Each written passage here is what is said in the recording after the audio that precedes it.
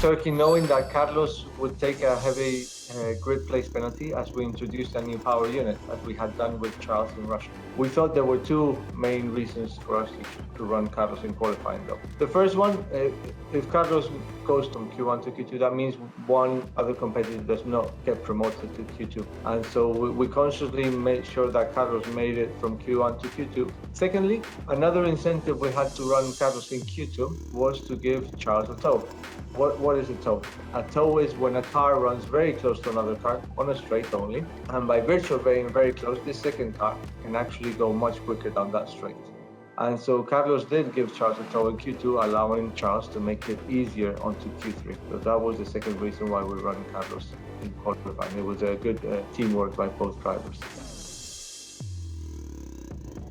Now, Turkey is very, very particular. It has a very peculiar tarmac, and the conditions we were in were also strange in that it was not raining per se, but it was like we were inside a cloud, so we had little droplets of rain in the air, as it were. So the track never dried out. We saw a similar thing in Turkey last year, so we were ready for this strange condition in which we started on an intermediate tire, and we actually never get onto a dry tire. So early on in the race, we knew that the most likely outcome from this race would be to start on an intermediate and to have to put another intermediate tire to then go to the end of the race. The intermediate tire is a tire that has a visible design on the tire, visible tread pattern on the tire to try and get rid of water. But once you wear that tire beyond that tread, a sort of a slick tire comes out. So you end up with a mixture, a slick intermediate that allows you to work well on the wet patches and then gives you traction and braking performance on the dry line.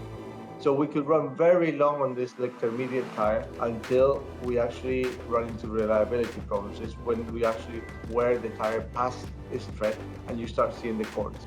We stopped with Carlos on lap 36, and we saw that although the tire was still integral, we started to see some parts of the tire in which it was very close to showing cords. So we were quite certain with Charles we were going to have to stop again on the intermediate. We couldn't stop very early because we had Perez and Hamilton in our pit stop window. And on lap 38 or so, when both Bottas and Verstappen stopped, we actually found ourselves in P1. On one side, the possibility of doing 12 more laps on this very heavily used set and make it to the end and finish P1. Or on the other side, to stop and finish at that moment we thought would be P4. We were not sure Hamilton would stop it. We gave it a go for a lap. We told Charles, okay, let's try and see if our tires are good enough to keep Bottas behind. And so Charles tried to keep Bottas behind for one lap, and once Bottas over because it was clear for us. There was no way we were going to make it to the end of this set. We were at that point mathematically in P3. Now we had another issue further down.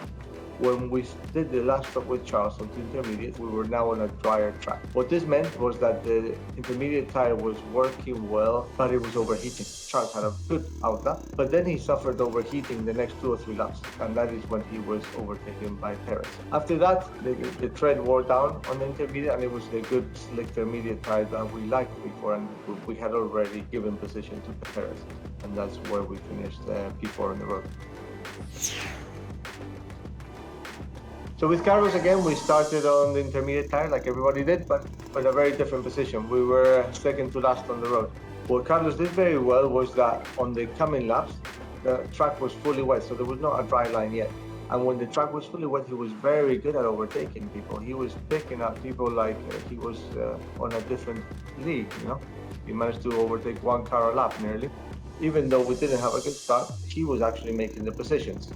And as we got to half mark in the race, we were stuck behind Stroll and debating when to switch to another intermediate. As I said, we were sure that we would have to put another intermediate, but for a brief period of time, the new intermediate was actually slower than the worn down intermediate. The worn down intermediate was the best tire for these conditions. Once we saw Norris stop onto an intermediate, he was the first driver that actually was quicker on his outlap that he had been previously. So at that point, it looked like the track was good enough for the new intermediate.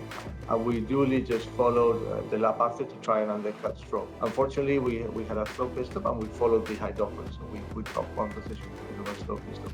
We had Carlos challenging Ocon on a much older intermediate tire, but we couldn't overtake.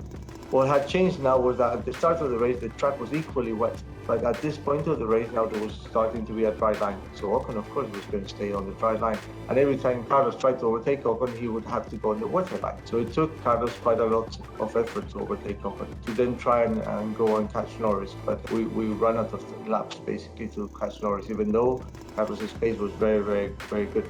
For a long time, we had the fastest lap of the race.